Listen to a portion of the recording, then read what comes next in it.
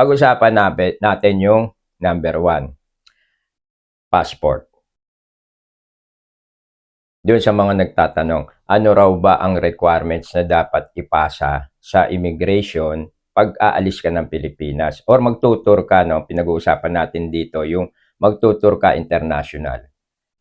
Merong basic, 6 na basic requirements. Number 1, passport. Number 2, visa. Number 3, boarding pass or boarding ticket. Number 4, return ticket. Number 5, hotel booking. And number 6, itong itinerary. Pagkayang 6 na yan, may nagkulang dyan, except dito sa visa, no? May bansa na pwedeng walang visa, no? Or dito sa hotel booking, may bansa naman na po pwedeng wala kang hotel booking eh. Tutuloy ka do sa kaanak mo, no, or kakilala.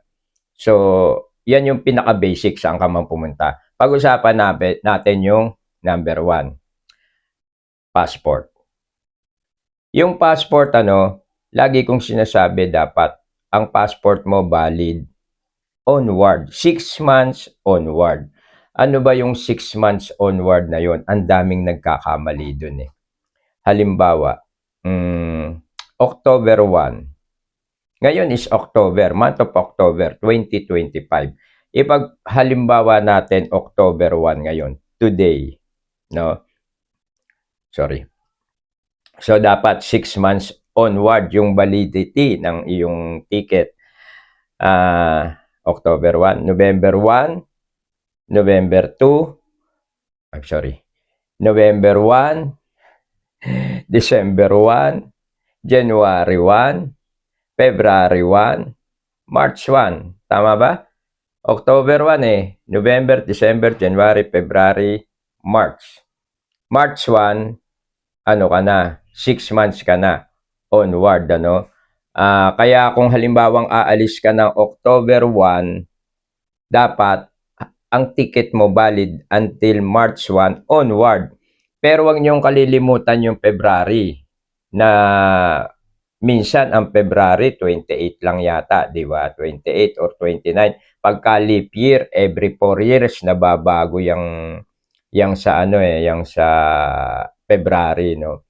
So, mas mainam yung March 1 mo, po pwedeng either magdagdag ka ng 1 buwan pa, April 1, safe na yan. Kaya kung aalis ka na October 1, 2025, and then ang expiration ng iyong passport is April 1, safe na yon. April 1, 2026. So, safe na yon. Pero mas mainam kung aalis kayo, i-ano nyo na, i-renew nyo na. Kung 6 months valid na lang, i-renew nyo na yung inyong passport. Kasi, po pwede naman mag-renew ng passport at least 1 year before ng expiration, pwedeng mag-renew ng passport.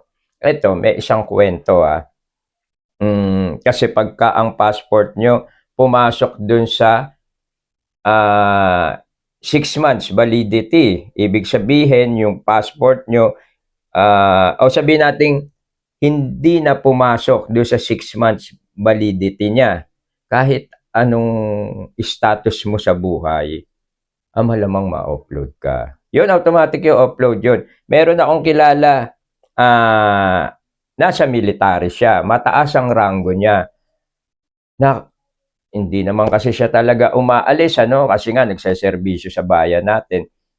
Ang passport niya hindi niya napansin. Nagkaroon siya ng parang seminar or something or magtutur lang siya.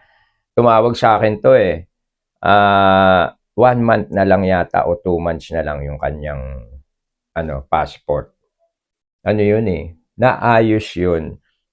Itinawag kagad sa DFA yun, pero na-delay pa rin yun ng at least mga 2 days yata, gano'n. Kasi ipinasok naman yun dun sa priority sa DFA, Ayun, na-delay pa rin siya. Kaya dapat tandaan nyo at least 6 months onward ang validity ng inyong passport or else automatic upload kayo. Ganon kasimple yun.